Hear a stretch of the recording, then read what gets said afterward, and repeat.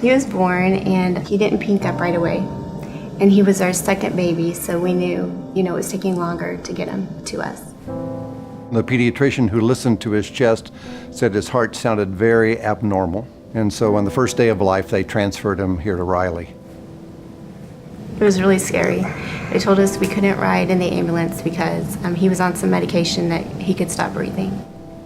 So that whole drive down was, I think, pretty quiet ride down and just thinking about trying to take it all in. We were really scared, worried if we would see him again. He was met by a group of neonatologists and pediatric cardiologists who re-echoed him and determined that he had something we called Schoen's complex, which consists of multiple obstructions on the left side of the heart. When we found out how serious his heart defects were, we weren't sure if they were treatable.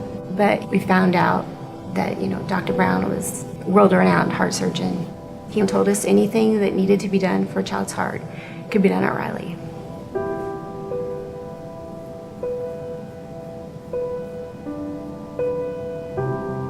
We took him to the cath lab and basically opened up that valve enough to get him out of trouble so that his left ventricle was able to beat more easily without this significant amount of obstruction.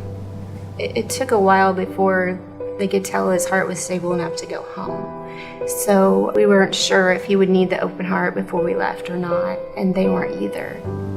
Joshua left Riley on the 17th or 18th day of life, but when he got home, he still had trouble eating. The whole goal was just to get as far along as we could before his open heart surgery. And we knew that was coming up. That was in the back of our minds. He was gaining weight too slowly. His breathing was faster than it should be. So he was seen again here at Riley by our pediatric cardiologist, who determined that he needed more now rather than waiting.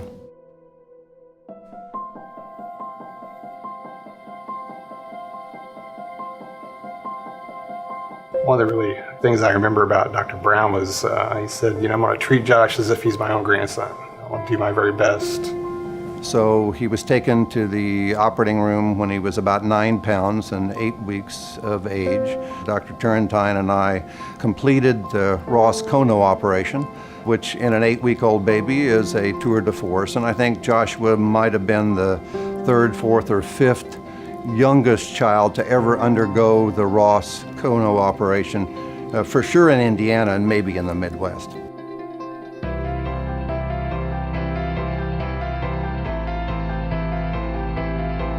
At that time, they were doing a research study for heart valves, and that the Contegra valve was really the best option for Josh.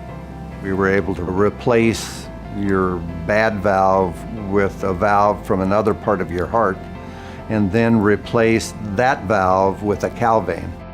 Riley has been a real pioneer in cardiovascular care since the mid-1950s. Most people who don't know Josh, they would have no idea that he has serious heart defects. Josh has kind of defied the odds a little bit.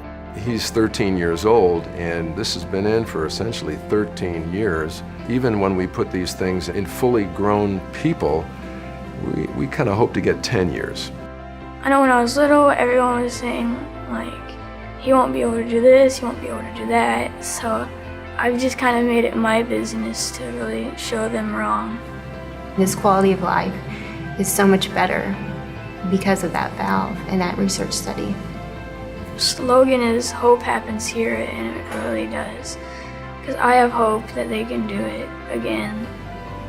It's so important that people donate to Riley Research because there's so many more advances to be made and are being made across all areas of medicine.